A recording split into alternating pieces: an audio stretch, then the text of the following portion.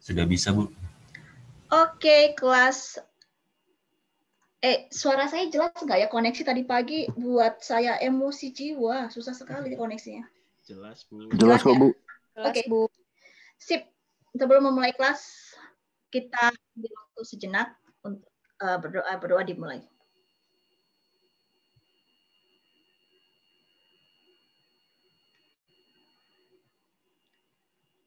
Oke, berdoa selesai. Nah, teman-teman, sesuai dengan pembicaraan kita di rapat lagi. Di kelas minggu lalu, hari ini kita akan bedah kasus dugaan praktik korupsi bansos COVID-19 yang salah satu tersangkanya adalah mantan Menteri Sosial kita. Tapi sebelum ke sana, ya, sebelum kita cerita yang buruk-buruk, saya mau cerita dulu nih yang baik-baik. Ya. Jadi bagi yang koneksinya agak bermasalah, mohon izin saya memang kalau cerita enaknya di Zoom ya. Kecuali nanti kalau kita misalnya diskusi terkait dengan kasus yang COVID-19 nanti, bansos maksud saya, nanti kita bisa lanjutkan di WhatsApp group, nggak masalah ya. Nah, oke, saya mau kasih share screen dulu.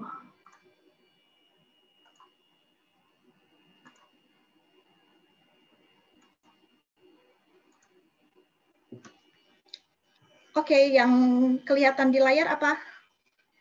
Sekarang.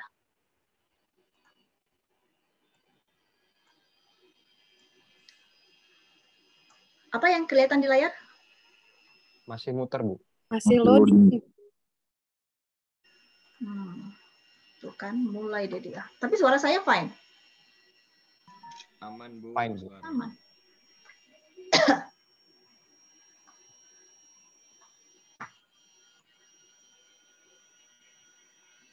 Kalau sudah muncul info ya. Saya ulang deh share-nya.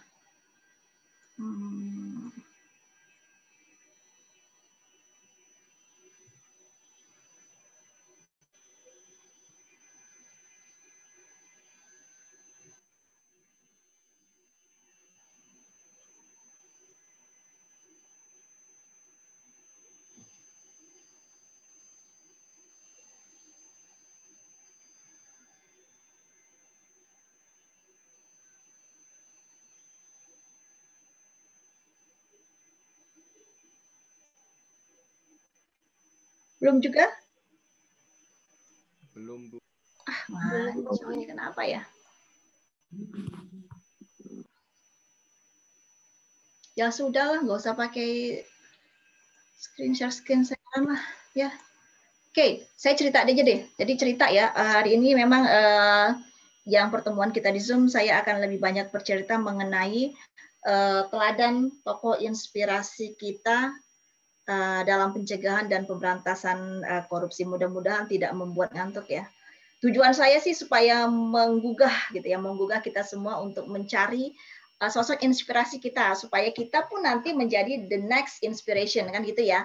Karena memang cycle-nya inspirasi ini jangan sampai putus. Karena semua tokoh yang menjadi inspirasi dalam pemberantasan pencegahan korupsi itu pun pada awalnya mereka karena menginspirasi mereka terinspirasi dari seseorang yang mereka jadikan teladan panutan dalam pemberantasan korupsi. Nah, jadi kita belajar integritas dan kejujuran kepada tokoh bangsa. Ya, teladan itu pernah ada. Ya, jadi ada pernyataan yang menyatakan bahwa bangsa yang besar adalah bangsa yang meneladani integritas dan kejujuran pada tokoh bangsanya. Bangsa yang besar adalah bangsa yang meneladani integritas dan kejujuran para tokoh bangsanya. Ada juga ungkapan jas merah, jangan sekali-sekali melupakan sejarah. Nah, di pertemuan kali ini kita mau membahas sejarah yang baik gitu ya. Kita mau belajar dari mereka. Menjadi tokoh anti korupsi itu tidak mudah sebenarnya. Tidak mudah, tetapi bisa. Ini bukan masalah mampu tidak mampu, tetapi masalah kemauan. Berkomitmen atau tidak. Kalau tidak mudah memang Kalau tidak mudah memang ya, tetapi rasa-rasanya setiap pribadi mampu, apalagi kalau didukung dengan kemauan yang kuat dalam pemberantasan dan pencegahan tindak pidana korupsi. Jadi di dalam di dalam seorang tokoh anti korupsi ya harus punya nilai-nilai anti korupsi. Kalau kita bicara nilai berarti biasanya kalau anti korupsi itu berarti kita harus jujur, Bu. Ya, jujur. Sederhana, bertanggung jawab. Ya, ada nilai jujur, sederhana, tanggung jawab, peduli, mandiri, disiplin, kerja keras, adil. Tapi itu semua menurut saya nggak cukup. Menurut kita, menurut literatur, jujur dan sederhana saja pun tidak cukup untuk menjadi tokoh anti korupsi. Ada satu nilai yang menurut pribadi itu ini yang paling menentukan.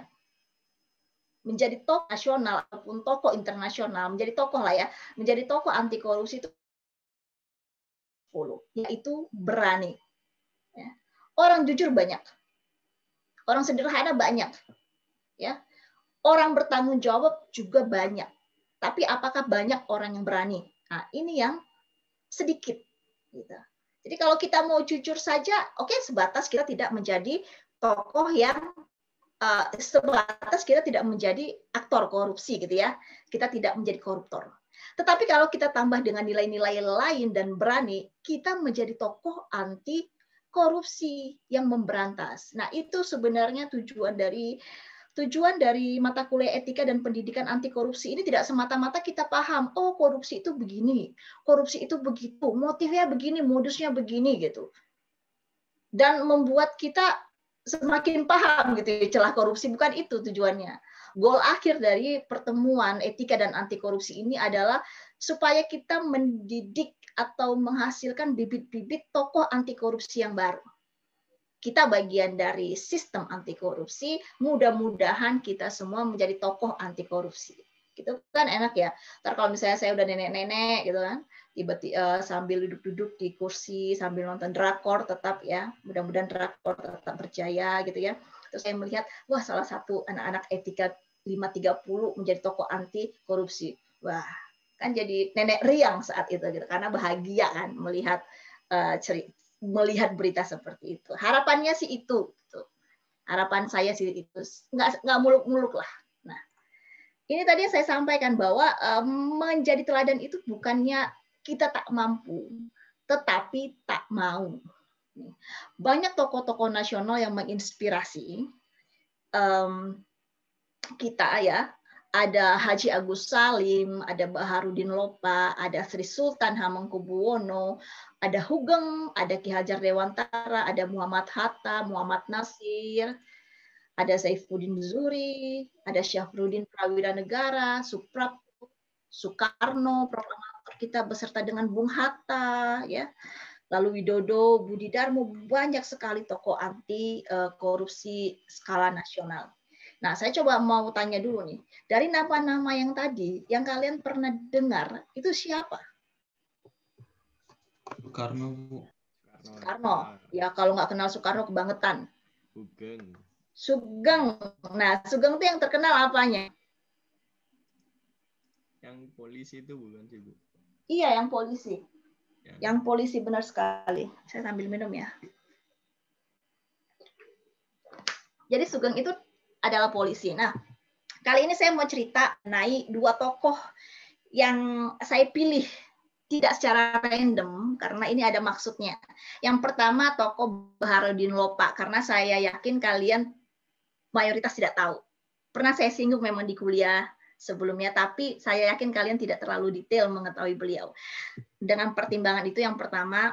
Yang kedua, karena beliau adalah sebenarnya sosok yang menjadi teladan saya secara pribadi. Dari tokoh-tokoh nasional itu saya kesengsemnya ini sama Pak Lopa gitu, dibandingkan dengan yang lain. Yang lain juga oke gitu, tapi saya lebih oke-nya dengan Pak Lopa gitu. Nggak masalah dengan kita. Apakah kita mengidolakan ibu kita, teman kita sebagai tokoh anti korupsi itu bukan masalah, itu bukan problem. Siapapun menjadi tokoh anti korupsi sepanjang idola kita menginspirasi kita dengan harapan kita menginspirasi orang lain. Itu yang mau kita bangun.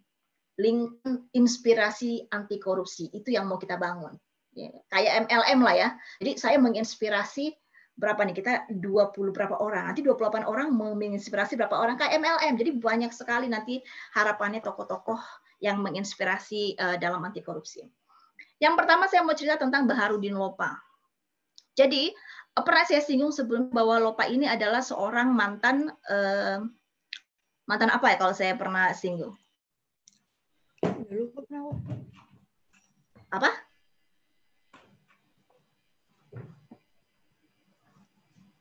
Ada yang ngomong tadi? Sapi ayu. Ya, kedengaran di saya kresek-kresek, di teman-teman kresek-kresek nggak? Sama Bu, kresek-kresek. Kresek-kresek juga, oke. Berarti kendalanya ada di Julia. Oke, saya ingatkan lagi. Jadi dulu sedikit bahwa Lopa ini adalah mantan jaksa agung di era Gus Dur. Nah, Lopa ini terkenal sosok yang kalau kita kaitkan dengan nilai anti korupsi, dia ini ekstrim. Jadi dikenalnya dengan sosok yang kelewat jujur dan kelewat sederhana. Jadi ada kata kelewatnya. Ekstrim dia. Jadi bukan masalah jujur lagi, bukan masalah sederhana. Nih orang ini kelewatan gitu. Kelewatan dalam konteks yang baik. Kenapa kelewatan? Karena beliau itu dalam menjalankan tugasnya selaku pejabat negara yang punya kewenangan luar biasa, jaksa agung loh ya, jaksa agung. Ibaratnya tuh hidup matinya orang, lu mau masuk penjara atau enggak itu ada di tangan aku, gitu.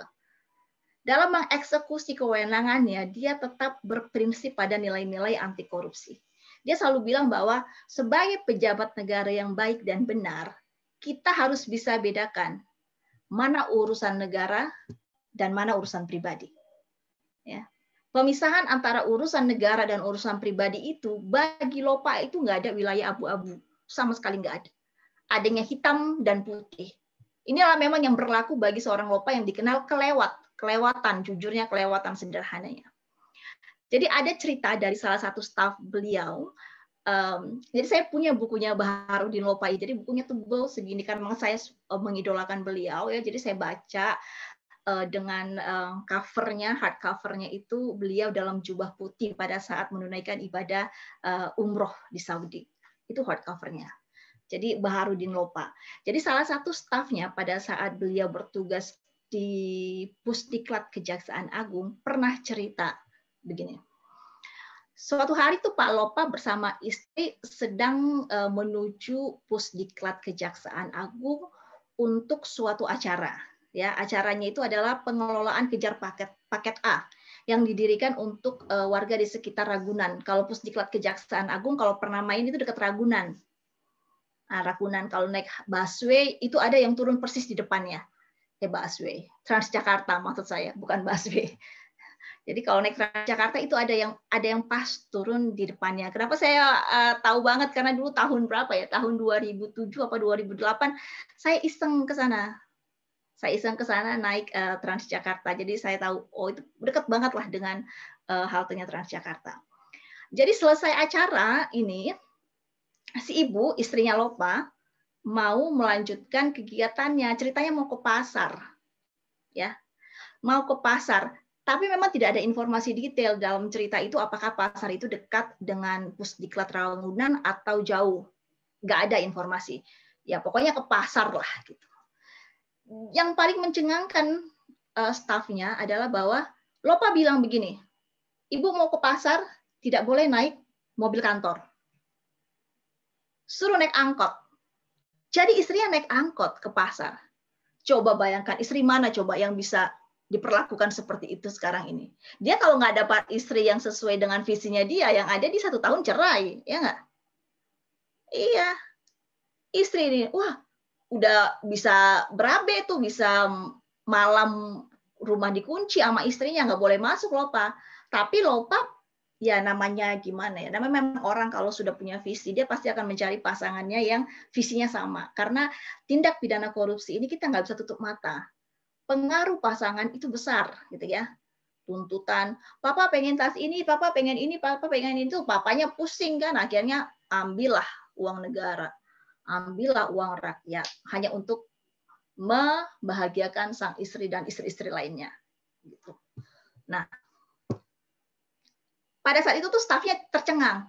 Wow, begini banget ya Pak Lopa sama istri gitu ya, sama ibu. Tapi ya memang ibunya fine, dia naik angkot ke pasar karena dia juga paham, dia sevisi dengan suaminya yang pada saat itu memang merupakan pejabat negara ya.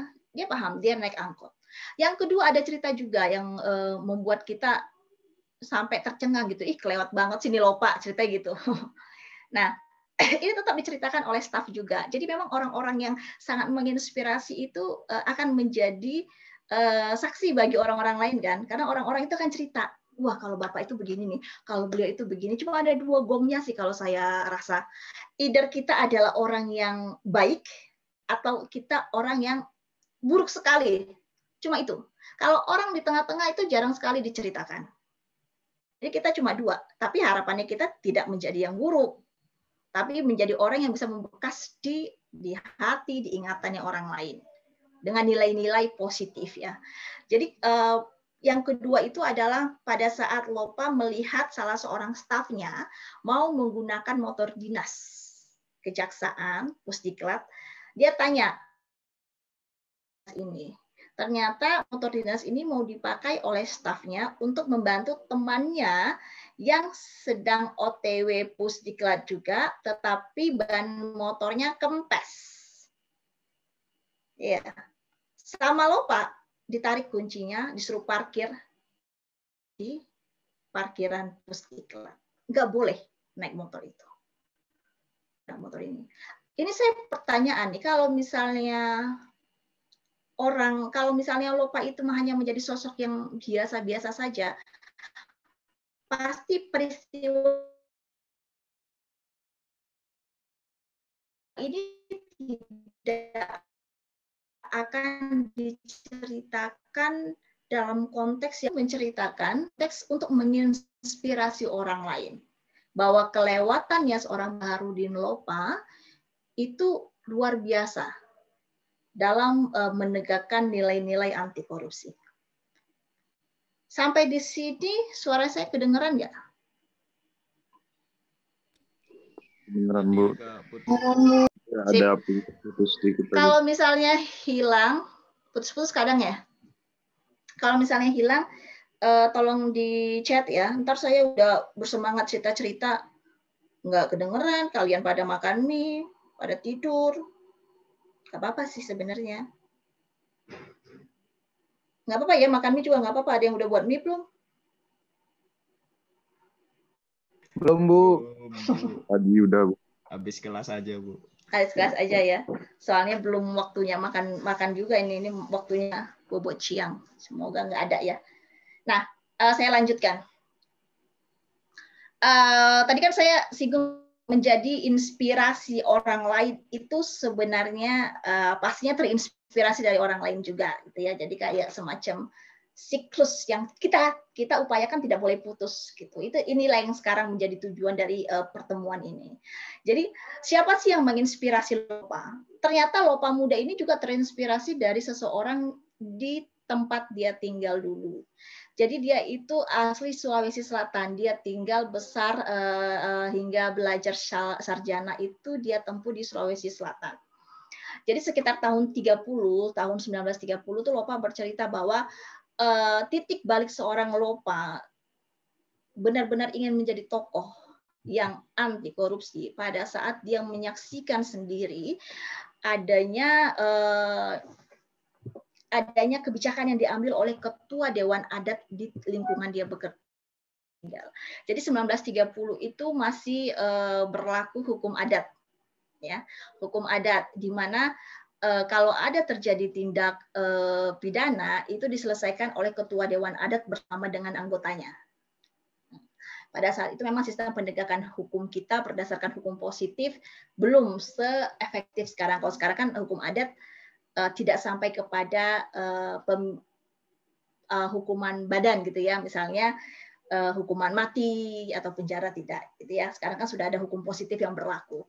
Nah, di 1930 ini salah seorang anak terdapat beberapa pemuda yang melakukan pembunuhan di daerah Sulawesi Selatan.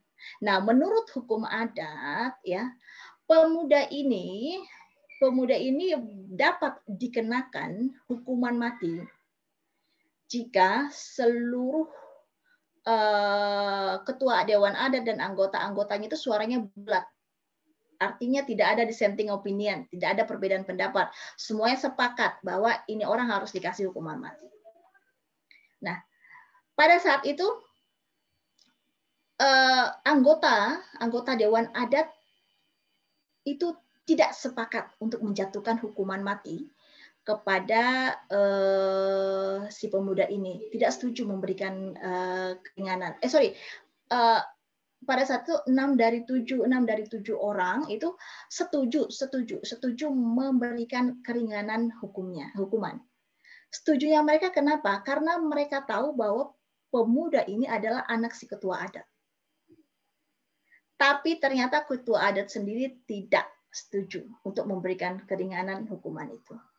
Inilah peristiwa inilah yang menjadi titik balik seorang Baharudin Lopa untuk bertindak sebagai sosok yang kelewat. Karena apa? Karena memang dia terinspirasi dari orang yang kelewat juga ternyata, ya.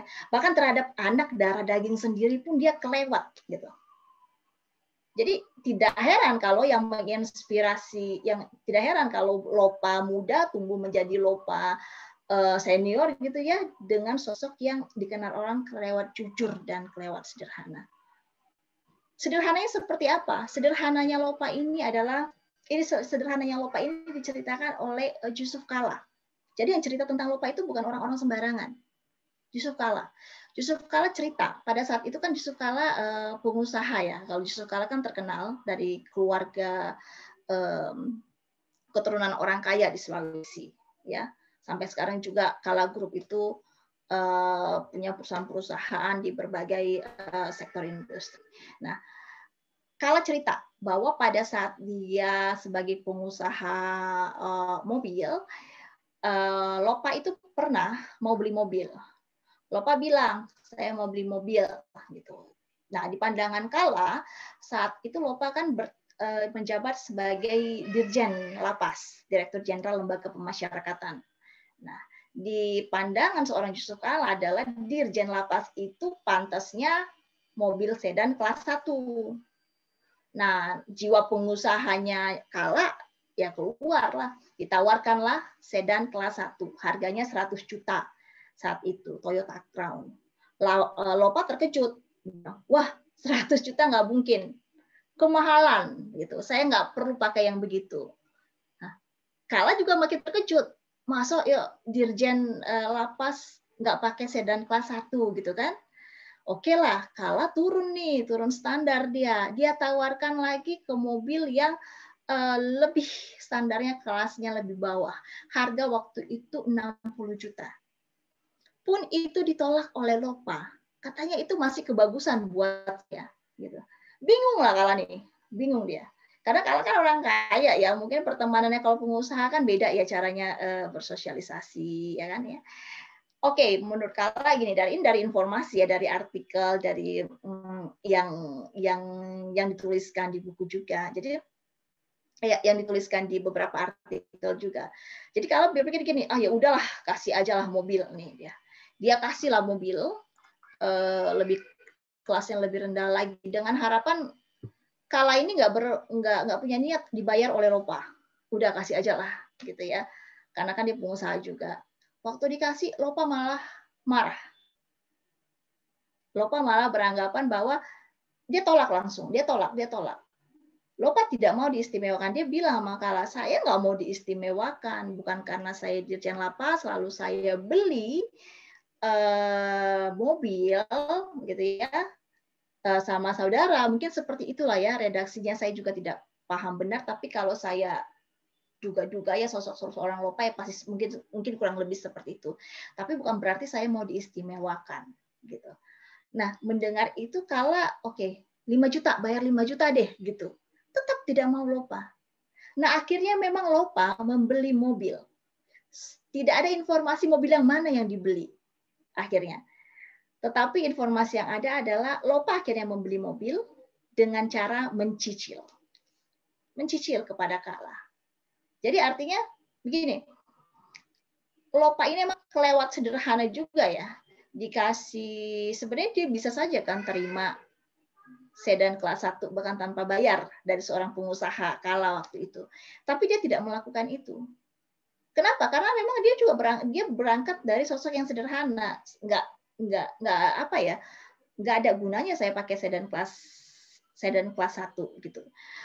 Saya juga punya teman, punya dekat ya, saya kenal yang orang yang menurut saya emang ini pola pikirnya luar biasa. Dia bilang begini, "Fa, lu itu kalau mau pakai jam harga 100 juta sama harga 100.000, bedanya apa?" Kualitas lah, saya bilang gitu kan. Kualitas, oke, kualitas. Lu sekarang pakai jam-jam merek Cina aja, itu setahun bisa kok gitu, 2 tahun bisa. Apalagi kalau udah beda model kan ya, bisa ganti model lagi. Terus kalau orang beli jam tangan Rolex sampai ratusan juta, itu apa gunanya gitu? Kalau kita pikir-pikir, iya apa gunanya ya? Berarti pengakuan dong dari sekitar. Pogah-pogahan itu ya, songong-songongan ke orang, pakai Rolex nih 200 juta, pakai Rolex nih 300 juta. Karena dari secara fungsi jam apa sih? Menunjukkan waktu. Ya, menunjukkan waktu doang. Rolex kan juga nggak bisa menerawang masa depan. Nggak juga bisa berubah gitu pakai jam gitu, berubah gitu kan, kayak yang Power Rangers, nggak bisa juga dia berubah jadi superhero dengan jam Rolex. Nggak ada juga ke ini ya. Jadi iya benar juga ya. Terus dia bilang lagi teh, nah lupa kalau misalnya naik mobil kayak apa yang enak? Yang nyaman lah, kalau aku mah kenyamanan gitu. Oke, kalau kenyamanan orang itu relatif nggak? Ya relatif, tapi ya gimana pun Alphard pasti lebih nyaman dong daripada katakanlah merek paling bawah gitu. Oke, dari secara fungsi gitu. Kalau fungsi ya sama. Kalau fungsi ya sama ya, mobil memindahkan orang dari tempat yang satu ke tempat yang lain. Tapi kan kalau di Alphard gue bisa sambil rebahan. Ceritanya gitu lagi. Kalau bisa ngomong sama teman saya itu saya panjang gitu. Tapi kalau di Alphard gue bisa rebahan gitu. Kaki gue bisa ngelonjor. Kalau katakanlah di mobil-mobil yang kelas ekonomi gitu ya, Colt. Kalau Grand Max juga bisa. Malah bisa bawa kasur taruh di belakang. Bisa tiduran. Ya enggak? Kalau Colt apalagi bisa piknik mobile. Ya, langsung kebuka tuh ya, yang kayak kalau kita di kampung. Karena kan saya juga anak kampung ya. Bisa buka, bisa masak-masak itu, bisa kompor, bisa dibawa ke Colt. Espas. Ya, Espas itu sakit emang. Espas itu tapi masih mending daripada yang Daihatsu yang kotak-kotak. Kalau Espas kan dia yang udah agak lonjong-lonjong kan. Kayak naik kuda. Iya ya.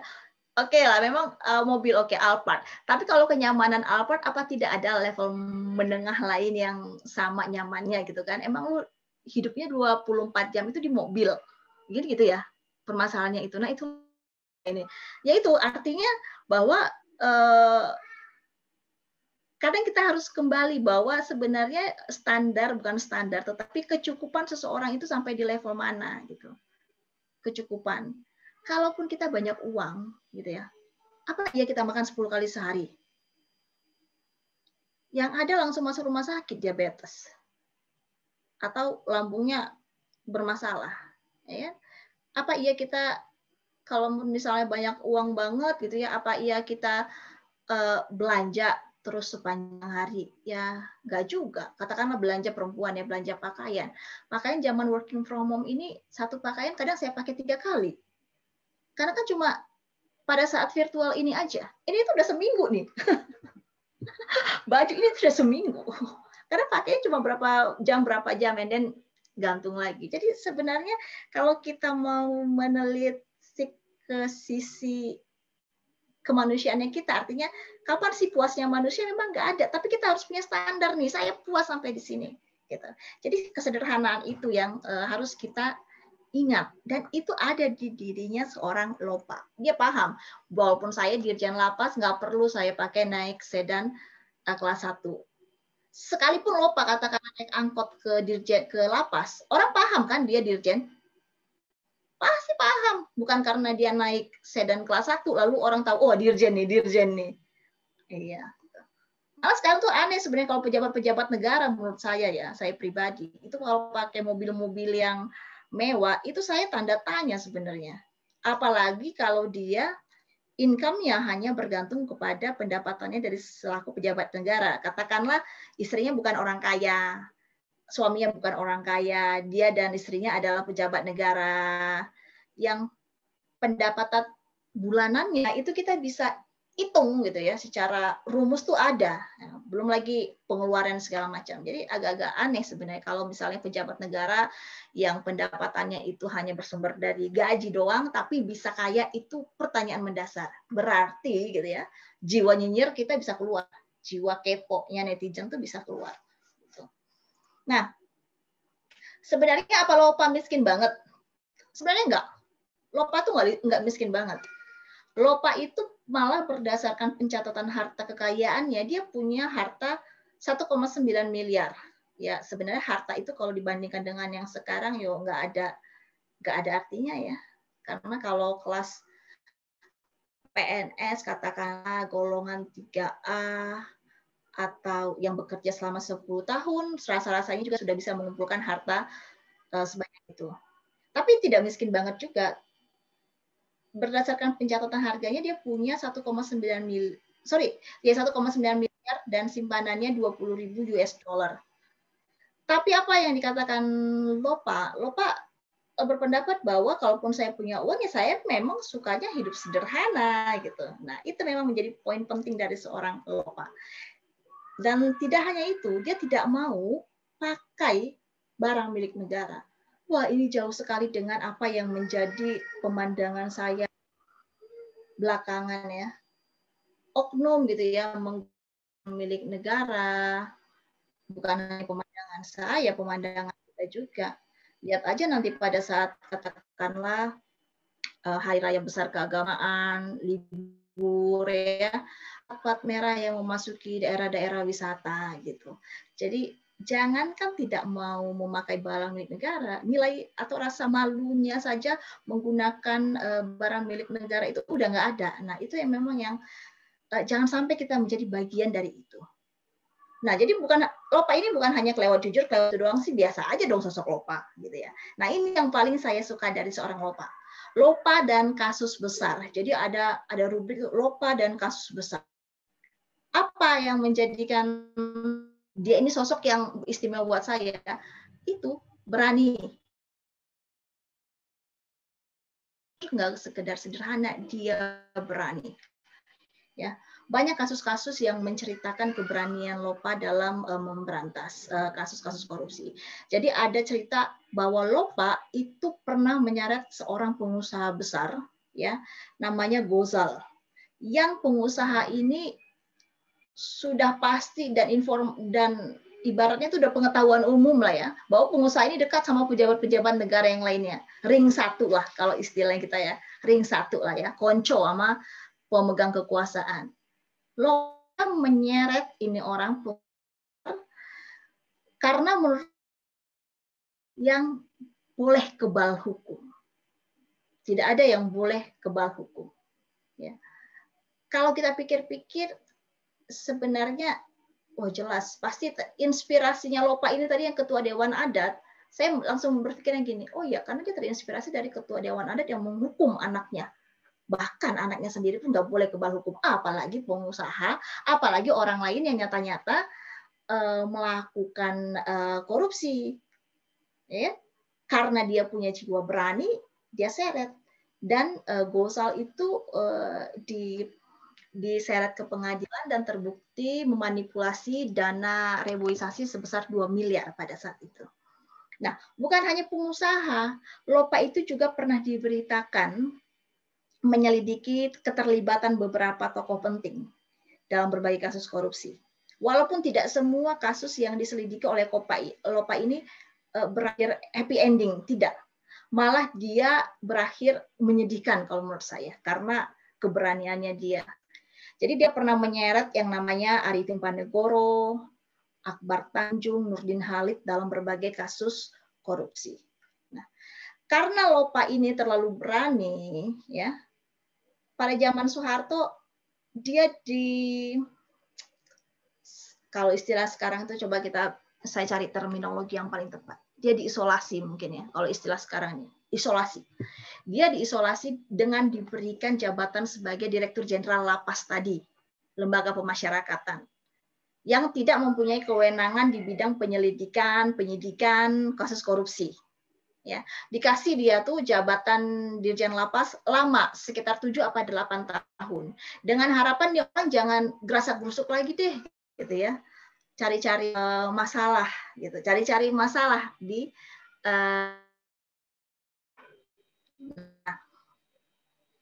era Gus Dur, tapi yang namanya orang ya, yang namanya orang baik itu ya, pasti selalu akan ada jalannya, pasti akan ada selalu jalannya, dan akan Tuhan juga rasanya juga akan memfasilitasi orang-orang baik. Jadi di zamannya Gus Dur ini adalah saat di era Gus Dur mengangkat Lopa ini selaku Jaksa Agung. Walaupun periode dia menjabat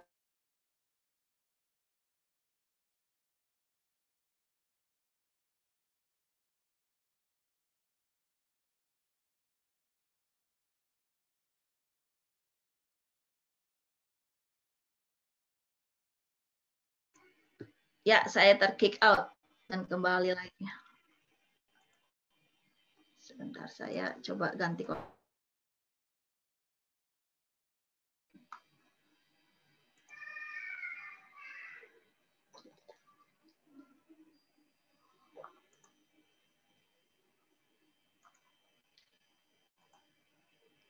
Oke, tadi cerita saya sampai di mana? Di zamannya Gus Dur. Diangkat jadi Jaksa Agung. Weh, syukur deh. Saya sekalian ngetes nggak ada yang tidur. Jadi pada saat dia diangkat jadi Jaksa Agung, bahkan best friend ceritanya, konco kental kalau istilahnya di zaman kami ya. Nggak tahu kalau di tempat kalian apa istilah generasi muda tuh. BFF, best friend forever. Jadi dia diangkat menjadi Jaksa Agung di eranya Gus Dur. Nah, pada saat dia diangkat menjadi Jaksa Agung di eranya Gus Dur, mulai lagi lah dia kan dengan kewenangannya, dengan keberaniannya, dengan sikap-sikapnya. Oh, Sohib. Oke, Zaki benar Sohib.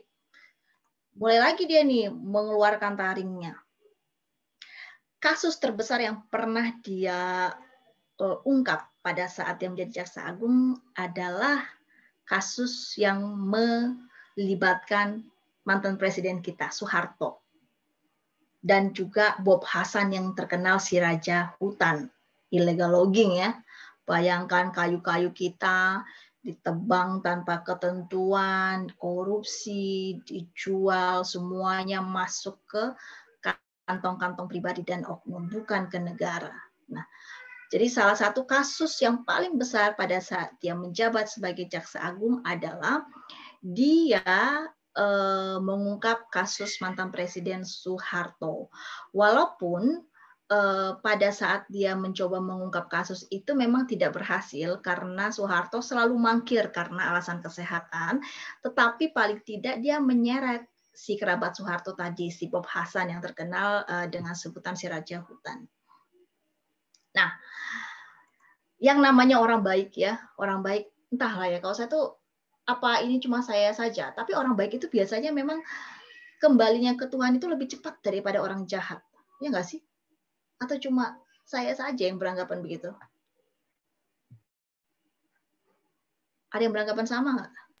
Benar, Bu. Iya, Bu. Benar ya? Sama, Bu. Nah, sekarang pilih jadi orang baik atau orang jahat nih.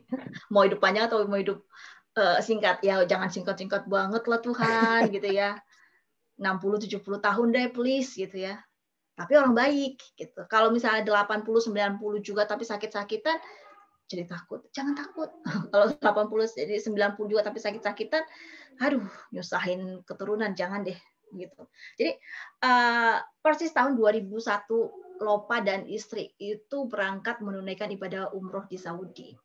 Sebelum menunaikan ibadah umroh, tidak ada isu kesehatan yang dialami oleh Lopa. Itu diutarakan oleh anaknya Lopa. Tidak ada, Bapak berangkat sehat walafiat, ya. Ibu juga sehat walafiat.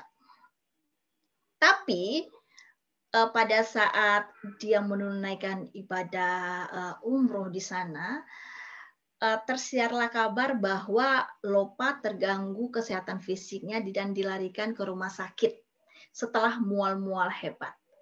Itu informasi disampaikan oleh Kedubes RI untuk Saudi kepada Presiden Gus Dur pada saat itu.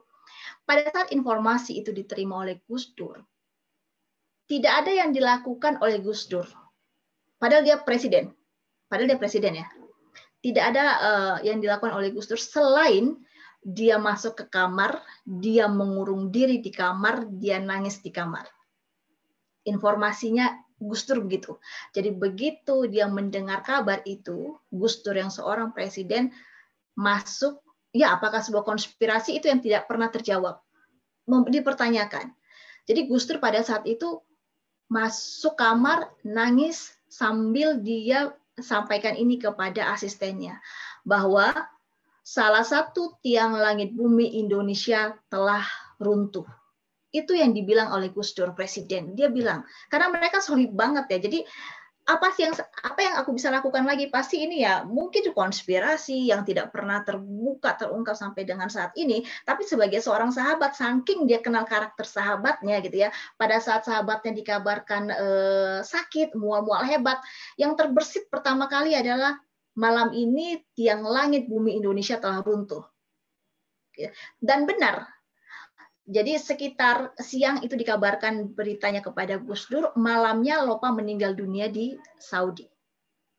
Nah, yang bisa saya tangkap dari cerita ini, ataupun bisa kita tangkap bahwa kejernihan hati Gus Dur itu bisa menangkap kejadian luar biasa yang dialami oleh sahabatnya. Jadi dia udah paham bahwa sahabatnya ini pasti akan meninggal gitu. Kan kita tidak tahu banyak informasi apa yang menjadi pembicaraan mereka. Tapi dengan informasi seperti itu pun Gus Dur bilang, sahabat saya ini pasti akan meninggal. Dan dia bilang bahwa tiang langit bumi Indonesia, salah satu tiang langit bumi Indonesia telah runtuh. Dan itu yang menjadi misteri sampai saat ini juga belum pernah terungkap sebenarnya penyebab kematian Lopa, seorang jaksa agung, hanya periode beberapa bulan itu, meninggal sebenarnya kenapa? Kalau secara hitam di atas putih ya jelas ya, karena kan dilarikan ke rumah sakit, pasti surat-surat pemindahan jenazah dan segala macam pasti karena sakit lah ya. Tetapi di balik itu semua ya who knows gitu. Tapi sang pahlawan kejujuran itu tutup usia. Nah, meskipun tutup usia, toh dia menjadi inspirasi, paling tidak paling menginspirasi saya dibandingkan dengan tokoh-tokoh nasional lainnya. Dan ini yang menjadi poin, wow, kalau misalnya Lopa bisa seperti itu, kita pun harus bisa gitu ya. Mudah-mudahan bisa lebih dari seorang Lopa. Tapi kalaupun tidak, menjadi Lopa-Lopa baru gitu. Nah, yang kedua saya mau cerita tentang Hugeng. Hugeng ini mungkin sosok yang di generasi kalian sering terdengar lah ya dibandingkan Lopa ya, lebih familiar lah, lebih terkenal. Nah, sebenarnya siapa sih memperkenalkan dua orang ini? Kaitannya erat sekali juga dengan Gus Dur. Jadi kalau Gus Dur sama Lopa itu sahabat, kalau Gus Dur sama Hugeng itu dikemas oleh Gus Dur dalam humor-humornya. Gus Dur ini kan terkenal dengan sosok yang humoris, ya, humoris lah, menjawab pertanyaan, bertindak tanduk itu humoris. Jadi itu dari Gus Dur yang bilang bahwa di negara ini sebenarnya polisi yang jujur itu cuma ada 3. Yang pertama adalah patung polisi, gitu ya. Yang kedua adalah polisi tidur, gundukan di jalan raya, dan yang ketiga adalah Hugeng yang sudah tiada, ya kan gitu. Artinya berarti nggak ada dong, gitu. Itu candaan-candaan humor-humornya Gus Dur, berarti nggak ada dong, gitu kan? Karena Hugeng udah meninggal. Polisi tidur sama patung polisi kan cuma kiasan-kiasannya Gus Dur aja, berarti nggak ada gitu. Sampai Gus Dur humornya itu seperti itu. Dan itu memang yang salah satu humornya Gus Dur yang terkenal. Oh ya, ada juga loh buku-buku tentang humor-humor Gus Dur itu. Ada buku, banyaklah penulis yang merangkum humor-humor Gus Dur. Itu kalau dibaca lucu-lucu. Lucu karena humornya itu intelek kalau menurut saya ya. Jadi nggak sekedar humor nyinyir-nyinyiran, tapi intelek gitu. Ada makna di balik setiap humornya Gus Dur. Nah, terkait Hugeng ini dikenal dengan apa sih? Nah, Hugeng itu terkenal dengan orang yang pantang terima pemberian karena jabatan. Yang kalau sekarang kita sebut dengan gratifikasi atau suap, ya. Jadi di Hugeng itu nggak ada tuh namanya abu-abu. Jadi kalau kita sekarang bicara gratifikasi, kita bisa menelaah nih Bu, gratifikasi ini apakah yang perlu dilaporkan ataukah tidak, gitu. Karena kan gratifikasi itu tuh konotasinya tidak selalu negatif. Gratifikasi itu adalah pemberian kepada pejabat negara. Akan menjadi suap ketika itu bertentangan dengan kewajiban si pejabat negara. Tapi bagi Hugeng, apapun itu pemberiannya, sepanjang itu berkaitan dengan karena jabatannya, itu dia tolak. Pantang terima pemberian karena jabatan, bukan berkaitan dengan jabatan, karena jabatan. Ya, karena orang melihat dia selaku pejabat. Ini memang dua sosok yang kelewat ini di dalam pemberantasan ataupun pencegahan tindak pidana korupsi di masa lampau. Kalau sosok di masa sekarang di dalam dunia, di dalam literatur belum ada, mudah-mudahan nanti ada. Mudah-mudahan nanti ada. Jadi Hugeng juga terkenal orang yang turun ke lapangan. Jadi kalau orang tuh pasti kalau zaman sekarang susah lah kita ketemu jenderal. Mau ketemu jenderal di mana coba? Kalau nggak ke rumahnya, kalau kita bukan kerabat dari jenderal. Muka jenderal seperti apapun emang kita kenal. Kan enggak ya? Saking eksklusifnya seorang jenderal, tapi tidak dengan Hugeng. Hugeng ini adalah jenderal yang pasti turun ke lapangan. Dia itu sangat disiplin. Selalu pagi sebelum pukul 7 pagi itu sudah sampai di kantor. Dan on the way ke kantor itu, di perjalanan, dia pasti akan turun mengatur lalu lintas kalau dia lihat ada kemacetan. Jadi kayak gini-gini yang kayak polisi-polisi lalu lintas, itu jenderal turun ke lapangan. Itu yang terkenal dari salah satu sikap yang terkenal dari Hugeng. Lalu keberaniannya juga. Jadi memang saya suka sekali suka dengan tokoh-tokoh yang berani gitu. Dengan yang berani gitu, yang agak-agak frontal gitu ya, keberanian-keberanian seperti itu saya senang tuh dengan tokoh-tokoh seperti ini. Nah, orang Medan nih. Siapa orang Medan di sini? Bu. Tuh Anggita ada. Nambesa ada. Udahlah kita tahu lah ya kalau Medan, sampai ada orang bilang dan kita paham juga bahwa Sumut itu adalah semua urusan mengenai uang tunai. Itu panjangannya Sumut gitu. Nggak ada sih dalam literatur, nggak ada, dalam buku nggak ada, tetapi dalam ingatan orang itu pasti ada Sumut, semua urusan mengenai uang tunai. Ada uang beres gitu ya. Mulai dari hal yang paling kecil mungkin. Oke lah, ngurus kartu miskin pun harus pakai uang gitu. Bayangin coba. Keterangan miskin harus pakai uang. Udah miskin dipalak, istilahnya diperas gitu ya. Nah, jadi kisah menarik Hugeng terkait dengan kota Medan ini. Jadi pada saat dia pangkatnya itu kompol, dia ditugaskan ke Medan. Nah, seperti biasa lah ya, kalau budaya korupsinya Medan, pengusaha-pengusaha besar di Medan itu langsung mereka berkonsolidasi, mempersiapkan kedatangan sang otoritas ceritanya. Ada yang menyiapkan penjemputan ke bandara, ada yang menyiapkan rumah untuk Hugeng, ada yang menyiapkan furniture untuk rumah dinasnya Hugeng. Karena mereka udah tahu bahwa rumah dinasnya Hugeng belum bisa ditempati. Jadi memang ada jeda beberapa waktu kayaknya memang rumah dinasnya belum bisa ditempati. Tapi pada saat jeda itu Hugeng memilih tinggal di hotel dengan biaya sendiri.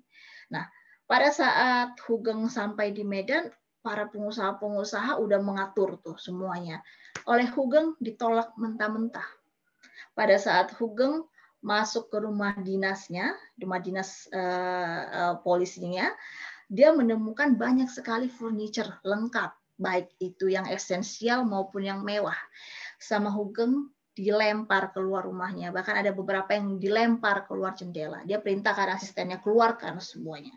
Saya udah nggak kebayang nih gerahnya orang-orang ataupun pengusaha-pengusaha Medan dengan pendatang baru, otoritas pendatang baru di kota Medan. Karena apa? Karena memang pada saat Hugeng kompol, sosoknya Hugeng ini dianggap cocok nih memberantas kota Medan yang paling pada saat itu adalah kota judi. Ya, kota judi, togel, porkas kalau istilahnya dulu, kalau tahu SDSB, judi-judi yang karena dekat dengan Singapura dan Malaysia ya. Nah, itu judi-judi itu yang ingin diberantas oleh Hugeng. Nah, itu cerita yang menarik Hugeng terkait dengan Kota Medan. Nah, ada lagi cerita menarik. Jadi kalau sekarang tuh kita dengar cerita, wah pejabat ini digoda oleh perempuan cantik segala macam itu ya, tidak hanya barang-barang. Ternyata itu juga bukan motif baru gitu. Cara menggoda pejabat dengan perempuan cantik itu pun udah lama. Ternyata pernah juga dialami oleh Hugeng gitu. Kalau kita mau jujur-jujuran, Hugeng tuh perawakannya kayak apa sih? Nggak ganteng-ganteng banget, nggak bidang-bidang banget badannya, enggak, biasa perawakan polisi yang kurus, biasa lah. Mungkin bagi sebagian orang juga nggak menarik secara fisik gitu. Tetapi dia punya kekuasaan. Pernah dia cerita, Hugeng sendiri yang cerita bahwa saya pernah digoda oleh perempuan cantik. Digoda suap oleh perempuan cantik. Dia cerita bahwa pengusaha cantik ini keturunan Makassar Tionghoa yang terlibat kasus penyeludupan. Jadi si perempuan itu meminta Hugeng agar kasus yang dihadapinya itu tidak dilanjutkan ke pengadilan. Nah, hal-hal seperti itu yang dalam realita penegakan hukum sekarang kita tidak bisa tutup mata bahwa banyak kejadian seperti itu ya. KKN, nepotisme, tenang, aku ada orang dalam, tenang, aku kenal dengan dia. Dia digoda karena orang sudah tahu dia digoda dengan barang, nggak bisa nih. Kita coba nih, digoda oleh perempuan cantik, ternyata nggak mempan juga. Nah, walaupun sebenarnya godaan dari pengusaha cantik itu nggak selesai di situ, dia tetap berusaha menggoda, mengirim berbagai hadiah mewah gitu. Tetapi setiap aksi yang dilakukan oleh si pengusaha cantik tadi itu langsung ditolak juga oleh Hugeng. Jadi memang nggak mempan gitu loh. Nah, hal ini memang pada saat itu yang menjadi pembeda antara Hugeng dengan koleganya yang lain, khususnya koleganya di penegakan hukum, baik itu kepolisian maupun kejaksaan. Ya, itu yang paling membedakan Hugeng. Ada lagi yang cerita yang paling kelewatan juga. Bahkan waktu saya dengar cerita ini, saya juga sempat mikir, ini termasuk kelewatan atau kelewatan banget ya gitu loh. Saya sampai mikir begitu. Saya belum bisa menganalisa ini salah, keliru, bijak atau terlalu bijak dianya gitu. Karena kalau saya, makanya mungkin tarafnya memang tidak sama, pasti tidak sama. Belum sama. Saya merasa bahwa apa yang dilakukan Hugeng ini agak kelewatan. Kelewatannya itu kelewatan banget. Jadi ceritanya begini. Dia diangkat menjadi Dirjen Imigrasi.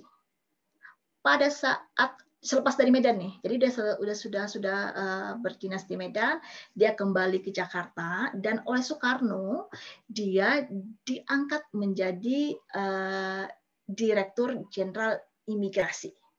Ya, pada saat itu istrinya itu punya usaha, bukan usaha besar.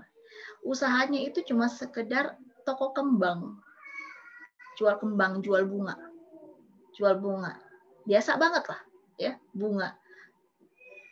Bukan perusahaan yang berbentuk PT juga, cuma jualan bunga biasa. Pada saat dia diangkat menjadi Dirjen Imigrasi, perintah yang dilakukan oleh Hugeng kepada istrinya saat itu. Nah, ini juga ini. Berarti memang supaya bisa menjadi tokoh hebat itu kita juga harus bisa memilih pasangan yang sejalan dengan kita, visinya sama. Dia tuh memerintahkan ke istrinya pada saat dia diangkat, tutup toko kembangmu. Orang seperti apa sih, sosok seperti apa sih yang pada saat pelantikan pemikirannya adalah untuk menyuruh istrinya menutup toko kembang. Saya bahkan nggak kepikiran tuh, perintah pertama yang dilakukan oleh Hugeng adalah menyuruh istrinya menutup toko kembang. Sempat mendapatkan perlawanan dari istrinya katanya. Istrinya bilang, apa hubungannya antara jabatan kamu dengan toko saya? Lalu Hugeng bilang bahwa saya diangkat sekarang dari Dirjen Imigrasi. Besok-besok itu tokomu pasti laris manis karena orang akan beli ke tokomu dibandingkan ke toko yang lain. Nah, syukurnya istrinya masih sejalan, sevisi. Ditutuplah toko kembang itu. Ya. Banyak sekali cerita-cerita tentang Hugeng, tapi ini yang paling menurut saya, ini kelewatan banget ya. Toh, belum tentu juga ada orang imigrasi ataupun pengusaha yang langsung datang ke tokonya. Kan belum terjadi gitu loh. Dia hanya berpendapat bahwa itu membuka potensi adanya konflik kepentingan. Konflik kepentingan loh, bukan suap, bukan gratifikasi. Betul, preventif. Preventif, benar sekali. Dia mencegah dirinya. Karena semuanya kan berawal dari praktik tanam budi. Ya, tanam budi. Saya kasih kebaikan kepada kamu hari ini hanya karena kamu adalah seseorang yang berpengaruh dengan harapan suatu hari saya dibantu. Gitu kan.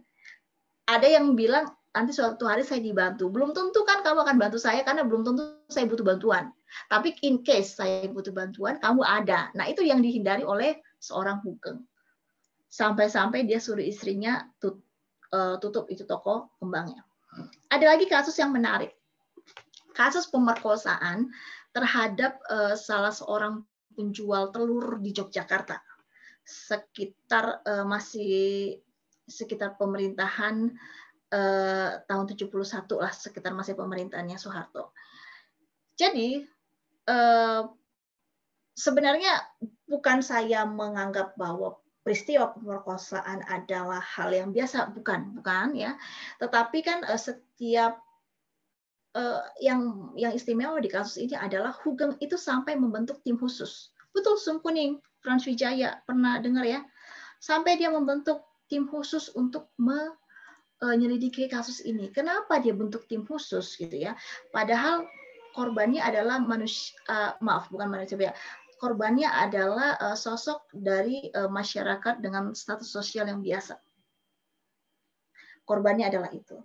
Karena pelakunya itu adalah salah seorang kerabat orang besar di Indonesia pada saat itu. Jadi yang diduga menjadi pelakunya itu adalah anak seorang pejabat. Dan bahkan anak seorang pahlawan revolusi pun diduga menjadi pelakunya. Ini dugaan. Anak pahlawan seorang revolusi. Anak pejabat, anak orang besar. Ini dugaannya. Nah, oleh Hugeng, dia tidak mau itu diperiksa secara standar. Dia bentuk tim yang dinamakan dengan tim pemeriksa Sum Kuning. Tapi tidak lama begitu dia membentuk itu, hanya hitungan bulan, tim itu dibubarkan dan oleh Soeharto pada saat itu, dan pemeriksaan terhadap korban pemerkosaan ini dilakukan oleh tim pemeriksa pusat Komkaptib. Jadi tim yang memang secara fungsi sudah ada untuk melakukan pemeriksaan. Dan Hugeng dipensiunkan pada saat itu sebagai Kapolri. Dia dipensiunkan sebagai Kapolri dengan berbagai alasan yang disampaikan oleh Soeharto. Salah satunya adalah perlunya regenerasi di tubuh Kepolisian Republik Indonesia. Gitu. Ya, regenerasi katanya. Kalau Hugeng tua-tua banget, sebenarnya belum saatnya pensiun juga gitu. Tapi dia dipensiunkan secara cepat dari jabatan Kapolri karena dugaannya adalah karena kasus tim kuning ini, tim pemeriksa Sum Kuning. Dan ada satu lagi kasus yang menambah dugaan bahwa dia dipensiunkan karena ini, gitu ya. Karena apa? Karena dia juga mengungkap masih pada pemeriksaan era Soeharto, ya memang banyak informasi terkait dengan era Soeharto ini, ya makanya sejarah banget ini bangsa Indonesia nih. Jadi pada saat masih era Soeharto itu dia pernah mengungkap penyelundupan, diketahui kemudian pengganti Hugeng lebih tua. Ya, itu regenerasi dari mana coba? Ya, itu bukan regenerasi.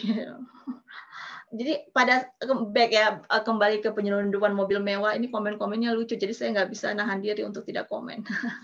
Jadi pada saat penyelundupan mobil mewah ini, Hugeng berhasil mengungkap adanya penyelundupan mobil mewah melalui Pelabuhan Tanjung Priok. Yang dari hasil penyelidikannya dia, ya, bahwa penyelundupan itu diamankan, difasilitasi, dimasukkan ke Indonesia mobil-mobil itu dengan perlindungan tentara. Jadi tentara Indonesia, siapa yang berani? Aman lah. Walaupun mobil segede-gede gaban gitu, nggak akan ada orang yang mempertanyakan, masa iya sih mobil di Tanjung Priok berkontainer-kontainer, kita nggak bisa, bukan kontainer sih ya, kapal Kan itu kan pasti di jajaran tuh di Tanjung Priok dulu. Masa kita nggak bisa ngelihat secara kasat mata? Tapi nggak akan ada orang yang berani bilang ini mobil mewah dari mana, pakai prosedur importasi yang benar atau enggak. Orang ini penyelundupan, gitu, aman oleh negara. Nah, ternyata kasus ini juga yang turut menjadi kontribusi pensiunnya si Hugeng. Nah, untuk supaya nggak ini banget ya, supaya kelihatannya nggak kasar-kasar banget gitu ya, dipensiunkan dari Kapolri, Hugeng ini ditawari menjadi dubes oleh Soeharto. Kita udah tahu biasanya dubes itu adalah posisi-posisi yang semacam hadiah, semacam reward kepada pejabat-pejabat negara yang sudah selesai menjalankan tugas gitu ya secara struktural. Biasanya ditawari menjadi duta besar karena memang hak prerogatifnya presiden untuk menawarkan orang itu menjadi duta besar. Nah, Hugeng ditawari menjadi duta besar oleh Soeharto, tapi dia tolak. Dia bilang alasannya adalah satu, saya nggak capable menjadi duta besar. Profesionalisme seorang Hugeng. Saya profesional menjadi seorang polisi, tapi kalau menjadi duta besar tunggu dulu gitu. Mungkin saya menjadi sosok nomor 1 di polisi, tapi kalau saya menjadi duta besar enggak. Jadi enggak semacam apa tuh istilahnya tuh, nyerobot semua. Apa ya istilahnya saya lupa. Aji mumpung. Ya, aji mumpung. Jadi tidak sekedar aji mumpung. Dia bilang memang saya nggak capable di bidang itu, dubes, ya kan? Yang kedua alasannya adalah anak saya masih sekolah. Dan kalau saya keluar negeri, saya mungkin anak-anak saya bisa kacau. Jadi 2 alasan itu yang diungkapkan oleh Hugeng kenapa dia menolak tawaran dari Presiden Soeharto menjadi dubes. Padahal enak banget loh jadi dubes tuh. Dubes tuh ibarat RI 1A gitu ya, di negeri orang. Karena kan perwakilan dari Republik Indonesia di negeri orang itu adalah dubes, duta besar Republik Indonesia. Fasilitasnya luar biasa loh. Dubes tuh ya ibaratnya RI 1 lah di negeri orang. Semuanya pasti difasilitasi. Kekebalan diplomatik juga ada. Jadi bukan berarti kalau di negeri orang and then dia, aduh, gimana nih perlindungan terhadap dubes. Semua duta besar dan staf diplomatik itu mempunyai kekebalan diplomatik. Itu hukumnya bukan hukum nasional. Itu adalah hukuman internasional. Jadi tidak boleh dikriminalisasi gitu ya. Dikriminalisasi ya, tapi kalau memang dia melakukan tindak pidana ya harus diproses juga, tapi tidak boleh sengaja untuk menjatuhkan diplomatik ini. Nah, selesailah dia dari kepolisian dan dia menolak sebagai dubes. Nah ternyata tapi si Hugeng ini nggak selesai di situ. Gitu.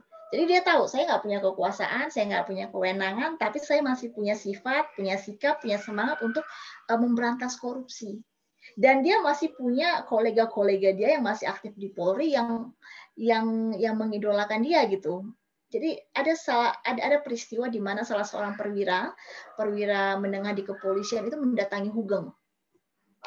Pertanyaan yang paling mendasar waktu saya baca cerita ini, kenapa didatangin Hugeng? Berarti kan dia sangat rely on Hugeng ya. Berarti dia sangat percaya sekali nih dengan Hugeng nih.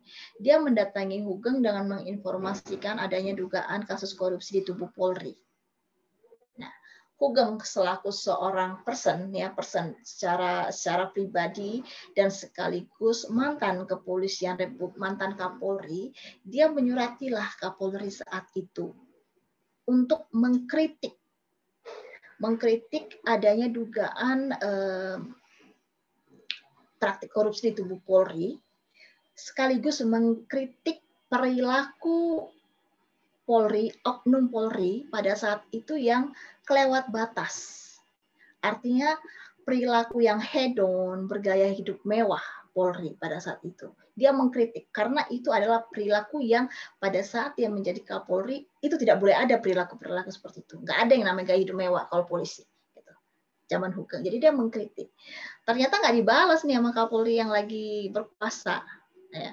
Namanya kalau orang banyak sahabatnya gitu ya, si Hugeng pakailah jalan dengan media wartawan-wartawan, karena kan dia bersahabat juga dengan kolega-koleganya di bidang jurnalistik, gitu ya. Hubungan itu masih ada. Akhirnya dia pakai jalan itu untuk memblow up adanya dugaan kasus korupsi di tubuh Polri.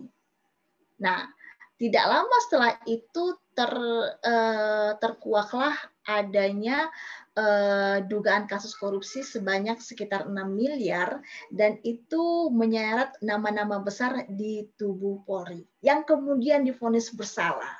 Nah, dari cerita ini apa yang kita bisa ambil? Ternyata bahwa ketika kita sudah tidak mempunyai kewenangan, otoritas pun masih banyak cara sebenarnya untuk mencegah ataupun memberantas korupsi. Sepanjang kita komit, bukan masalah kita tidak mampu, tapi mau nggak gitu.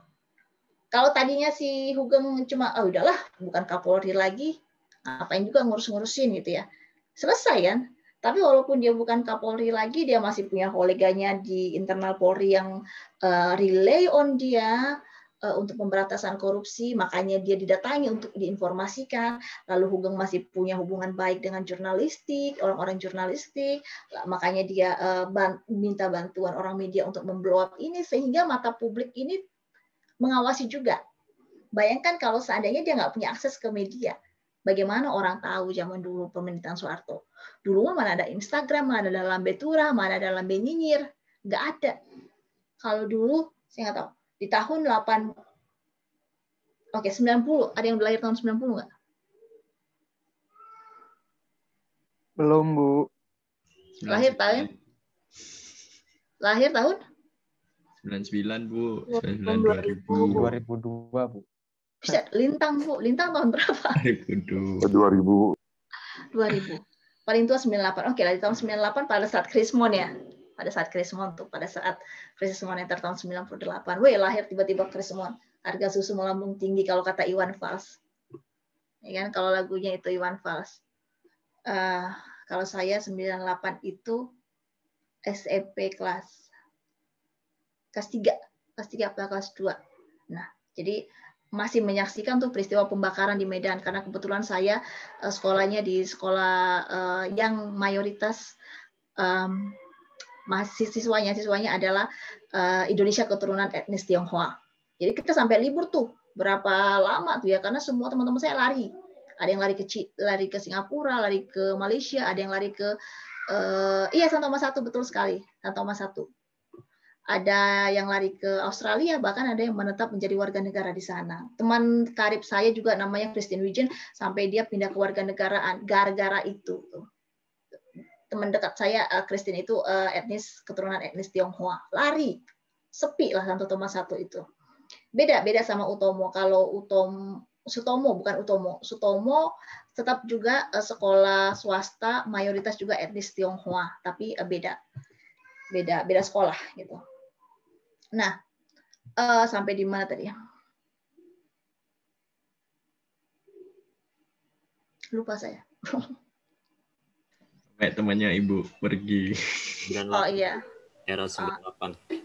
Oke, itu di era 98 itu intermezzo. Nah, itu kembali lagi ke Hugeng ya. Ada yang menyatakan bahwa teman makan teman di Hugeng. Kenapa? Karena dia membongkar kebobrokan di tubuh Polri yang merupakan rumahnya dia dulu. Tapi bagi Hugeng ya nggak masalah. Walaupun sekalipun saya membongkar korupsi di rumah sendiri, bahkan melibatkan teman sendiri, yang namanya korupsi tetap korupsi.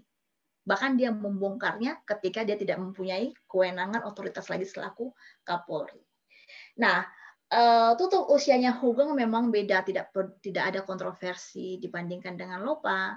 Tutup usianya dia itu memang karena penyakit yang dia derita, yaitu stroke. Memang sudah lama. Akhirnya dia tutup usia, meninggal di sekitar tahun 2004. Tapi ya itu ya, tokoh nasional kita sekalipun mereka berpulang, baik berpulang itu masih kontroversi atau tidak. Yang namanya orang-orang baik itu walaupun secara fisik nggak ada, tapi ceritanya kan masih kita kenang nih. Bahkan menjadi literatur di dalam salah satu mata kuliah di PKN STAN. Nah, ini yang sebenarnya cita-cita kita, harapan saya itu cita-cita kelas etika 530 dan 529 yang saya ampuh tahun ini. Saya itu cuma punya cita-cita mudah-mudahan suatu saat nama kita ini menjadi cerita yang diceritakan oleh orang lain. Bukan karena negatifnya, tapi paling enggak bisa menjadi inspirasi bagi orang lain, mengetuk hati orang lain. Jangan korupsi lah, gitu ya. Mungkin tidak akan sebesar Hugeng, bisa jadi lebih besar dari Hugeng juga bisa, gitu ya. Tetapi setiap kita harapannya itu mempunyai kontribusi sekecil apapun terhadap penegakan hukum di Indonesia dalam konteks lebih spesifik kepada hukum penanganan tindak pidana korupsi. Harapannya itu. Jadi saya cerita hari ini tuh buat apa, Bu? Ibu ini cerita nih buat ini doang, buat ngabisin waktu. Enggak, itu tuh udah didesain oleh koordinator kita, Dosko itu udah ngedesain kurikulum. Oh ya, kalau di pertemuan ke-14 ini kita harus calon-calon apa nih, Alvin? Calon-calon Hugeng baru, Bu. Amin, diaminkan. Kirain calon apa? Jadi kenapa ini ditaruh di pertemuan ke-14, di pertemuan-pertemuan akhir kita? Ini tuh enggak, ini didesain tuh bukan cuma, oh ya lentakin di pertemuan 14, enggak. Jadi sebenarnya etika pendidikan anti korupsi ini bukan mengajarkan, wah dari segi konstruksi hukum begini, gini segala macam, terlalu pusing gitu. Enggak. Tetapi di dalam tahapan seperti ini, mahasiswa yang paling mendasar adalah kita menumbuhkan dulu komitmen kita untuk mencegah korupsi, dimulai dari diri sendiri. Ketika kita ditanamkan atau diberikan bekal di usia kalian sekarang ini, di usia mahasiswa ya, pada saat nanti masuk lingkungan pekerjaan, mudah-mudahan nggak goyah gitu kan, karena fondasinya kuat. Tidak goyah, menjadi tokoh panutan di dunia pekerjaan, dan harapannya menjadi tokoh yang nasional ataupun skala internasional. Kalau jangan artis doang lah yang go internasional, tokoh anti korupsi juga harus go internasional dari Indonesia. Sekali-kali kita dapat Nobel lah, ya, jangan orang-orang luar terus. Ya, mudah-mudahan itu. Jadi itu tujuan saya cerita hari ini. Mudah-mudahan ada nilai-nilai yang bisa kita petik dari cerita ini. Nah, sekarang saya mau cerita lagi, tapi cerita yang ini tuh cerita yang bukan untuk dicontoh. Jadi kita ekstrim nih, dari yang baik-baik, kita beralih ke mantan Menteri Sosial. Ya, ini yang akan kita diskusikan.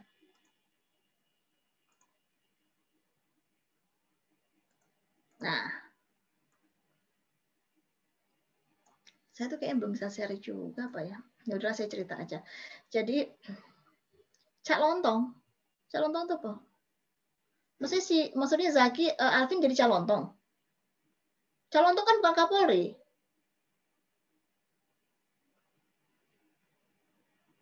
Frans parah. Bu emang. Mana sih mukanya Frans nih? Yang mana sih orangnya? Coba mukanya dibuka dulu. Nah lo Frans. Ya Frans. Kalau Alvin kan saya udah punya gambaran, oh Alvin ini si Jas sama si jeduk-jedukin kepala.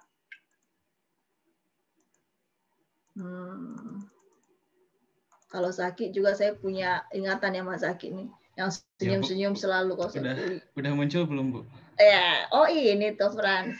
Oke, muncul Frans. Jangan dimarahin, Bu. Enggak lah.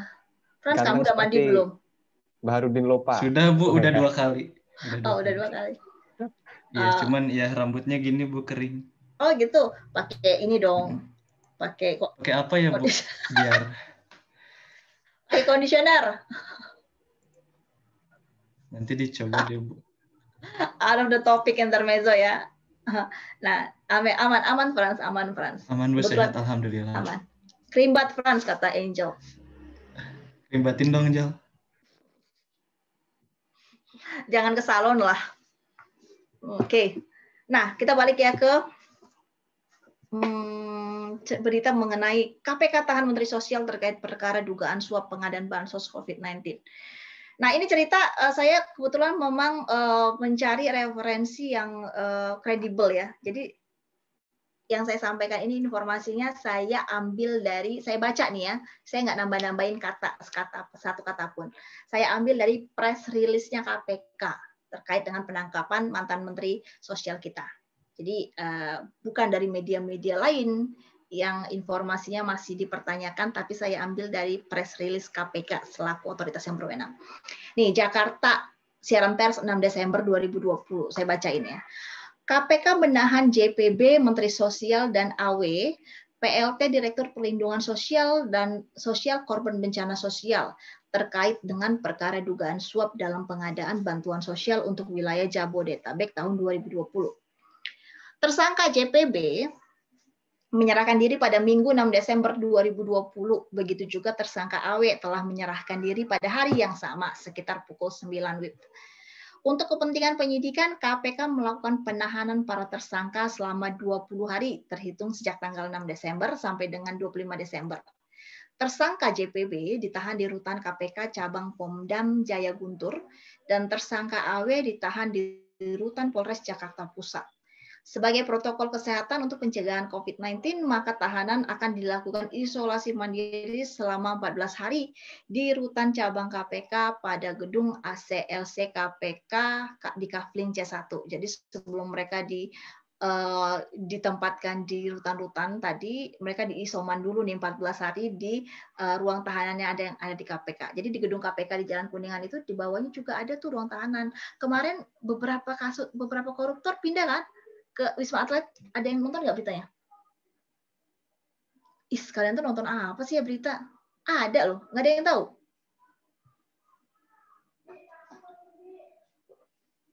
Beberapa tahanan korupsi KPK dipindahkan ke Wisma Atlet karena suspek positif COVID.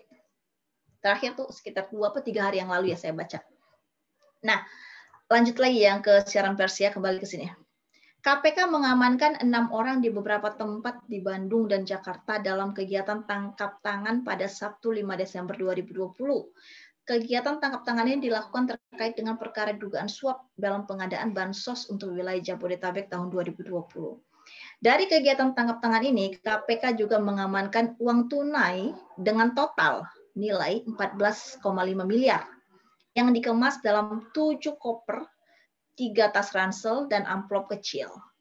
Uang tunai tersebut terdiri dari 3 mata uang, yakni 11,9 miliar rupiah, sekitar 171.000 US dollar, dan sekitar 23.000 dolar Singapura. Nah, ini menarik nih. Mengamankan uang tunai. Jadi emang korupsi itu nggak pakai transfer bank, ketahuan, gampang. Ya. Jadi caranya apa? Modusnya adalah ya manual, memindahkan uang-uang itu secara manual. Ya resikonya adalah potensi tangkap tangannya lebih besar karena yang namanya uang dalam 7 koper, 3 ransel kan pasti ketahuan gitu loh. Mau nyembunyiin di mana coba? Nggak mungkin gampang menyembunyikan uang sebanyak itu. Nah, setelah dilakukan gelar perkara, KPK menemukan bukti permulaan yang cukup. Nah, ini yang penting nih. Jadi kalau untuk mau mendakwa seseorang atas suatu dugaan pasal, itu nggak ngasal penegak hukum, tetapi harus ada bukti permulaan yang cukup. Dalam konteks hukum itu bukti permulaan yang cukup itu adalah 2 alat bukti, minimal 2 alat bukti. Ya. Setelah dilakukan gelar perkara, KPK menemukan bukti permulaan yang cukup untuk meningkatkan status perkara ke proses penyidikan dengan menetapkan 5 orang tersangka. Jadi akhirnya ditetapkanlah ini 5 orang tersangka. Tersangka pertama adalah si JPB, mantan Menteri Sosial kita. Lalu tersangka kedua adalah si AW, ya PLT. Wih, jarang nonton Bu, seringnya belajar. Bohong banget kalian semua. Jadi tersangka pertama adalah JPB Menteri Sosial, yang kedua si MJS pejabat pembuat komitmen. Jadi pejabat pembuat komitmen itu adalah pejabat pengadaan yang tanda tangan dia sakti banget lah. Dengan adanya tanda tangan dia itu keluar uang gitu ya. AW PLT Direktur Perlindungan Sosial Korban Bencana Sosial yang tadi ditangkap menyerahkan diri bareng dengan JPB. Dan 2 tersangka lainnya itu adalah pemberi dari pihak swasta, yaitu AIM dan HS. Jadi timnya mereka ini 5 orang, 3 pejabat negara, 2 swasta. Nah, tersangka, caranya mereka sebenarnya kayak apa sih Bu mereka korupsinya gitu ya. Tersangka si JPP, mantan Menteri Sosial itu menunjuk si MJS dan AW, 2 pejabat negara lainnya itu sebagai pejabat pembuat komitmen dalam pelaksanaan proyek pengadaan paket sembako. Jadi menteri-menteri ini udah nunjuk, lu PPK ya dalam pengadaan ini gitu. Dan karena bansos ini kan pengadaannya walaupun di atas nilai yang tidak boleh penunjukan langsung, tetapi karena urgensinya harus segera disalurkan, maka memang prosesnya adalah penunjukan langsung. Ya, kamu PPK nih di proses pengadaan ini dengan kenapa ditunjuk PPK ini ya pasti ya memang sudah sevisi kan gitu ya, sudah sealiran, sevisi, satu tujuan gitu.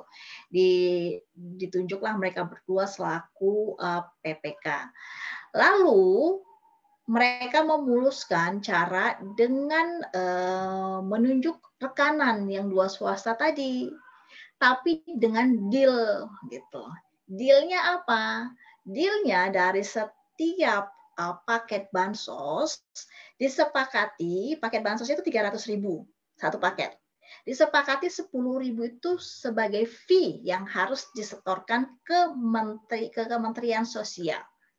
Nah, Bu, kolot banget ya modusnya. Emang kolot yang namanya korupsi itu nyuri, gitu. Nggak pinter-pinter banget kok kalau mau nyuri itu nggak usah harus kuliah tinggi-tinggi atau berpikiran nggak usah ribet, nggak. Karena apa? Karena uang hasil korupsi itu juga nggak ditransfer lewat bank, kecuali yang lebih advance lagi ya, mereka mau menyuci uang melalui tindak pidana pencucian uang. Jadi transfernya bolehlah dia pakai bank, tapi itu pun bisa ditrace oleh PPATK, Pusat Analisa Transaksi Keuangan PPATK. Nah, jadi sebenarnya untuk menjadi koruptor itu nggak prestasi juga gitu loh. Maksudnya lu nggak pinter-pinter banget juga bisa kok jadi korupsi. Kalau nggak baik ya memang ya satu kewajiban ya kalau mau jadi korupsi memang harus nggak punya hati nurani gitu. Memang harus nggak baik. Tapi yang ingin saya sampaikan bahwa ternyata modusnya itu sesederhana itu. Fee gitu ya. Kayak yang dilakukan oleh makelar-makelar di luar sana. Nah, dari 300.000 per paket diberikan 10.000 kepada Kementerian Sosial. Dan dalam press release-nya KPK juga nih saya bacakan. Untuk fee tiap paket bansos disepakati oleh MJS dan AW sebesar 10.000 dari nilai 300.000 per paket bansos. Pemberian uang tersebut diduga digunakan untuk membayar keperluan pribadi JPB. Sampai bingung saya, ini keperluan pribadi apa sih yang dia ngenes banget, apa nggak bisa pakai uang sendiri? Beli sampo gitu kan? Masa nggak ada duitnya beli sampo atau ngapain? Mau kerimbat? Nah, itu gampang gitu loh. Saya juga bingung. Ini untuk membayar berbagai keperluan pribadi JPP. Apalagi kalau kita lihat profilnya, JPP itu bukan orang miskin loh ya. Dia brojol aja udah kaya kok. Nggak orang miskin gitu loh. Jadi dia nggak punya lah masa lalu kelamnya terkait dengan susahnya hidup di dunia. Nggak ada, rasa-rasanya sih nggak ada. Orang kaya kok dia. Nah, atas perbuatannya sebagai penerima tersangka, MJS dan AW disangkakan melanggar pasal bla bla bla bla bla tindak pidana korupsi. Tersangka JPP juga disangkakan melanggar pasal bla bla bla bla. Sebagai pemberi suap ya, sebagai pemberi tersangka AIM dan HS juga disangkakan melanggar pasal bla bla bla. Jadi pada kelima tersangka ini diganjar pasal yang berbeda-beda. Coba saya share ya. Saya share bisa nggak ya? Mudah-mudahan bisa.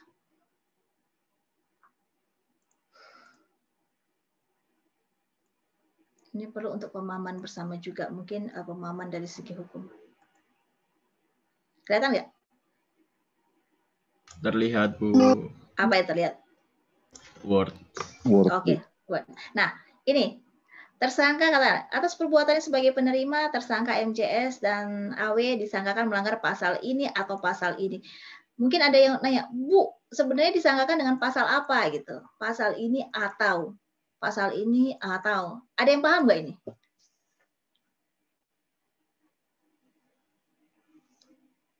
Ada yang paham nggak? Ini pengetahuan umum aja, karena memang mahasiswa PKN juga nggak perlu banget lah hanya untuk mengetahui detail banget secara hukum, tapi untuk pengetahuan umum saja. Jadi seorang jaksa, jadi seseorang itu untuk dihadapkan di dalam proses persidangan, pertama sekali yang dilakukan adalah mendakwa seseorang itu melakukan perbuatan tindak pidana yang mana. Gitu. Itulah disebut dengan dakwaan. Dakwaan itu disusun oleh jaksa penuntut umum. Nah, di dalam hukum, kalau seseorang itu didakwa dengan pasal yang salah, itu lepas, bukan bebas. Lepas. Artinya ikan, tapi kamu mau jeratnya bukan pakai kail, pakai gayung. Susah, Bo. Gitu ya, nangkep ikan pakai gayung gitu. Either lu pakai tombak, pakai jaring, atau pakai pukat, tapi itu nggak boleh, ilegal. Nah, saya gitu ya. Nah, jadi dakwaan itu harus disusun. Nah, persoalannya adalah untuk menjadikan sesuatu itu diperiksa di pengadilan kan kita punya keterbatasan. Penegak hukum itu mempunyai keterbatasan dalam mengumpulkan bukti. Yang penting adalah minimal bukti permulaan yang cukup. 2 alat bukti ada, itu sudah cukup untuk membawa ke persidangan. Nah, supaya nih orang nggak lepas, karena nanti proses pembuktian akan ada di dalam proses persidangan, ya paling enggak jaksa itu harus bisa membuat frame, dia kalau nggak kena pasal ini, kenanya pasal ini, kenanya pasal ini. Itulah yang disebut dengan dakwaan ini. Dakwaan alternatif atau. Jadi dakwaan itu bisa alternatif, bisa dakwaannya kumulatif, nambah, atau subsidiar. Kalau nggak kena ini, kena ini, kena ini. Di dalamnya ada alternatif atau kumulatif. Jadi itu kayak tembakannya masuk kemana nih? Yang penting lu nggak lepas, gitu. Karena kalau tembakannya nggak dibuat banyak, gitu ya, tiba-tiba pada saat proses pembuktian nih orang nggak bisa kena ke pasal 12 huruf B, nggak bisa kena pasal 12 huruf A, itu bukan berarti dia nggak bersalah.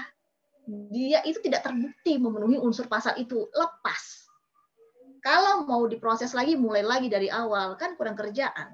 Nah, ini kaitannya dengan kompetensi jaksa dalam menyusun dakwaan. Makanya pasalnya berlapis-lapis.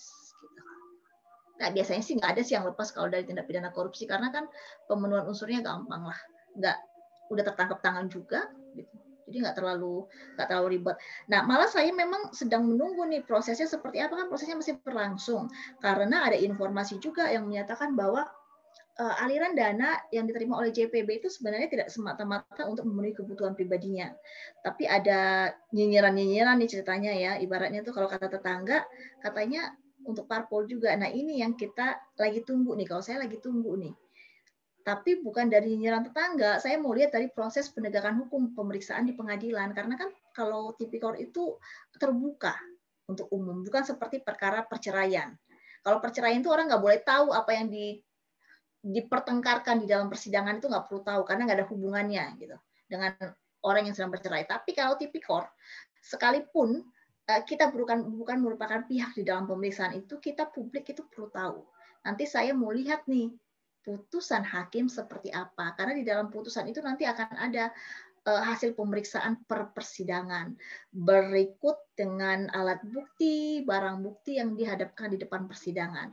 Berikut juga dengan pembelaan si terdakwa dan dakwaan si penuntut umum, tuntutannya sampai dengan pertimbangan hakim menjatuhkan hukuman ini terhadap si terdakwa ini bagaimana. Nanti itu yang kita enaknya sih sebenarnya membedah putusan kalau sudah ada. Kalau gini kan kita cuma informasinya seperti ini dan belum ada proses pembuktiannya, memang kita agak bermain di aspek kenyinyiran gitu ya, aspek kenyinyiran.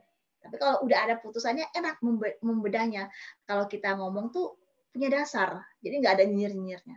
Nah, ini contoh. Apa yang mau kita bedah dari sini? Yang mau kita bedah hal yang sederhana banget. Kalau dikaitkan dengan nilai-nilai tadi, nilai anti korupsi, kira-kira kan nilai anti korupsi tadi banyak ya, ada jujur, tanggung jawab, sederhana, peduli, segala macam tuh, berani. Kira-kira kalau kalian disuruh memilih nih, nilai anti korupsi mana satu yang paling dilanggar oleh kita spesifikkan aja, si JPB. JPB. Coba Siapa yang mau berpendapat?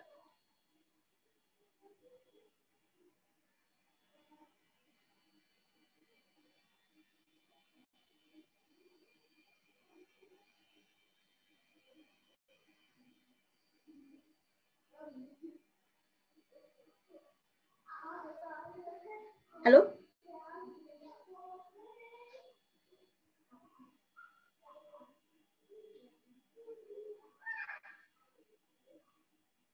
Lagi break sholat apa ya?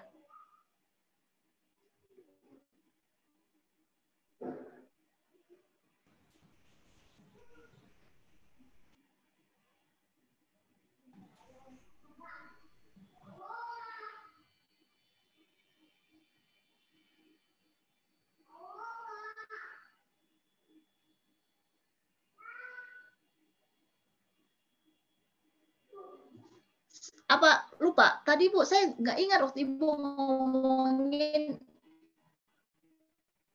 nilai anti korupsi yang mana ya Bu gitu. Di chat Zoom Bu, anak-anak jawabnya Bu. Ini nih saya kasih contekan nih. Mana tadi ya? Walah, maafkan saya. Kenapa di chat Zoom kan bisa? Pada malu, Bu. Alah kalian, generasi kalian lah generasi yang nggak ada malunya sebenarnya. Ketawa ya. Nggak dalam artian yang positif ya, positif ini. Nggak ada malu dalam artian positif. Tanggung jawab, peduli kalau saya tanggung jawab, berani. Sederhana dan jujur menurut saya. Rizal, dibilang 1, kamu 2. Dan juga nih, 1, 2. Coba ya, oke. Coba kita lanjut, kalau begitu kita ini ya, kita elaborasi lebih lanjut di WhatsApp group supaya punya saya track record-nya ya. Ya. Pertanyaan saya itu, kalau disuruh memilih 1 dari nilai anti korupsi ini, ya, nilai anti korupsi mana yang paling dilanggar oleh si JPP? Ini Ibu nanya ini buat apa sih? Enggak, saya cuma mau tahu sebenarnya dari pola pikir kita ini penyebab akar permasalahan dari JPB ini melakukan tindak pidana korupsi itu apa sih? Gitu. Ya. Bu izin saya sambil ngemil nggak apa-apa, Vin. Oke, kita pindah ke WhatsApp group ya. Silakan diberikan komentar di WhatsApp group. Saya izin N ya. Baik Bu. Baik, Bu. Baik, Bu. Baik, Bu.